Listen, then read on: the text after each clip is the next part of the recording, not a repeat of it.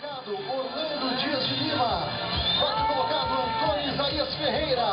Terceiro colocado, Jomadir Júnior. Segundo colocado, Samuel Ribeiro. E o campeão, Luiz Ferreira de Mesquita. Por gentileza, permaneçam atrás do pódio.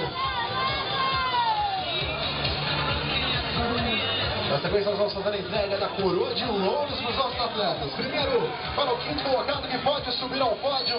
Quinto colocado, Orlando Dias de Lima. Quarto colocado que sobe ao pódio agora é Antônio Isaías Ferreira. Terceiro colocado, Jovadir Júnior. Segundo colocado, Samuel Ribeiro. E o campeão, Luiz Ferreira de Mesquita. Troféus para os nossos atletas.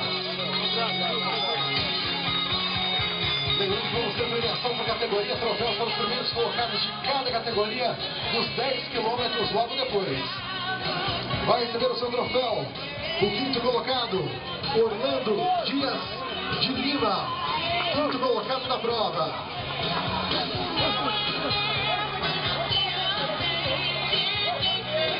Quinto colocado, Orlando Dias de Lima, recebe seu troféu com o tempo de 15 minutos e 42.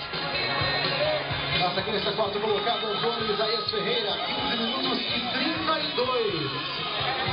O terceiro colocado, Jovadir Júnior, 15 minutos e 17.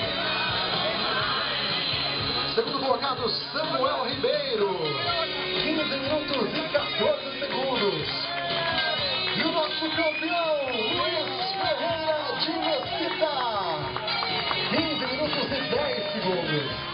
E agora o Luiz Ferreira de Mesquita vai receber também o seu tênis Mizuno, isso mesmo. Aí, troféu lá em cima da foto. Luiz Ferreira de Mesquita recebendo o seu tênis Mizuno para correr ainda mais e melhor. Toda a linha de Mizuno com desconto na apenas Store. E agora, Netshoes faz a entrega do Vale Compra com valor de R$500 do campeão Luiz Ferreira de Mesquita. Netshoes, sem limites entre você e o esporte. Salva de palmas para os 5 primeiros colocados, 5K. Parabéns, Orlando, Antônio, Jovadir, Samuel e Luiz. Vou fazer cada